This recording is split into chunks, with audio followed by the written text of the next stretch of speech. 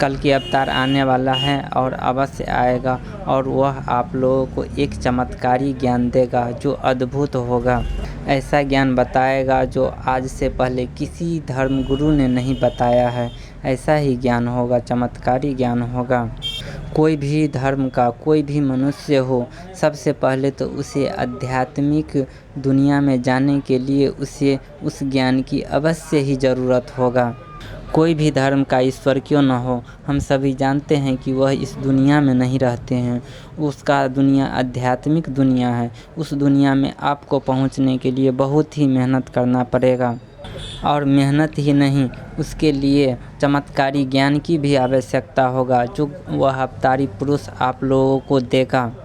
अभी का धर्म गुरु तो सभी मनोरंजन करते हैं, धर्म के नाम पे सभी मनोरंजन करते हैं। सभी पैसे लेकर के एक पर एक मनोरंजन का कार्यक्रम चलाता है और भीड़ इकट्ठा करता है। पूजा नहीं कराता है, भीड़ इकट्ठा कराता है और मनोरंजन के लिए करता है, पूजा के लिए नहीं करता है।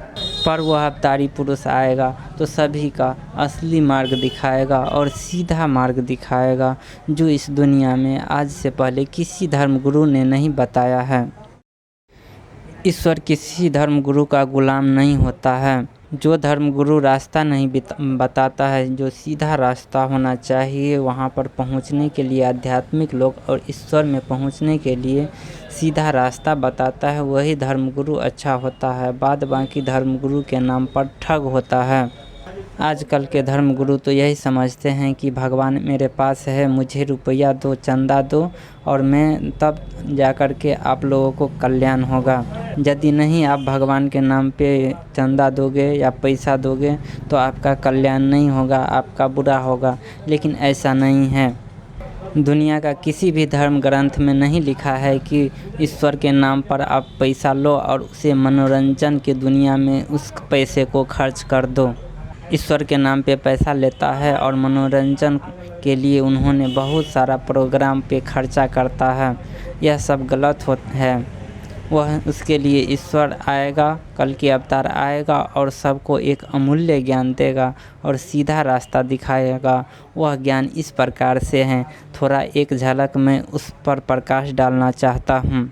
हम लोग जिस प्रकार से शिक्षा प्राप्त करते हैं, कपड़ा पहनने का, खाने का, पीने का, रहन सहन का और किताबी नॉलेज का शिक्षा प्राप्त करते हैं। जहाँ तक आध्यात्मिक शिक्षा के नाम पर हम लोग धार्मिक ग्रंथ को पढ़ते हैं, लेकिन वह कल की अवतार ऐसा शिक्षा दिलाएगा और ऐसा शिक्षा देगा, ज्ञान देगा जो ऐसा नहीं होगा कि वह बुक से मिलेगा। तुमको अपने आप को पहचानना है, अपने विचारों को पहचानना है। कल की अवतार अपने विचारों को पढ़ना समझना सिखाएगा और उसे काटना भी सिखाएगा। वह विचार जो तुम्हारे अंदर ही है, उस विचार को यदि तुम समाप्त कर लिए तो आध्यात्मिक दुनिया में तुम्हारा रास्ता क्लियर होगा। तब तुम्हें नहीं जाने की ज़रूरत होगा, ईश्वर को खुद ही आएगा तुम्हें ढूंढते हुए। सिर्फ आपको विचारों को पढ़ना आना चाहिए, विचारों को उसके बारे में जानना आना चाहिए, उसको काटना आना चाहिए। हम विचार को काटना सीख गए, उसके बारे में जानना सीख गए, तब हमें आध्यात्मिक दुनिया में जाने से कोई नहीं रोक सकता है।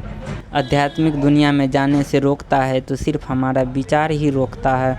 वहाँ पर बहुत सारा भव सागर है जो भ्रम का जाल है, उसे तोड़ना बहुत ही आवश्यक होता है। उसके लिए आपको इस विचार को काटना, जानना, पहचानना और पढ़ना आना चाहिए। यदि यह सीख लिया तो दुनिया का कोई ताकत नहीं है जो आपको आध्यात्मिक दुनिया में जाने से रोक सकता है। और किसी भी ईश्वर से, एक धर्म के नहीं, सारे धर्म के ईश्वर से आप मिल सकते हैं, बात कर सकते हैं, क्योंकि इसको काटते काटते आपको बहुत सारा नॉलेज हो जाएगा रास्ते में और तुम बात करना, सुनना, क्योंकि यहाँ से तुम आगे जाओगे तो तुम्हें यह आँख न, यह जीभ रहेगा न, यहाँ का जितना भी ज्ञानेंद्रिय है सब समाप्त हो जाता है। उसके बाद जो हमारा ज्ञान बचता है उससे हम बात करते हैं, वह सीखना आवश्यक होता है, इस शरीर में ही उपलब्ध है जो कल की अवतार बताएगा। आगे का ज्ञान मैं आगे का वीडियो में देना चाहता हूँ। धन्यवाद। हमारे चैनल को सब्सक्राइब कीजिए और सब्सक्राइबर को बढ़ाइए।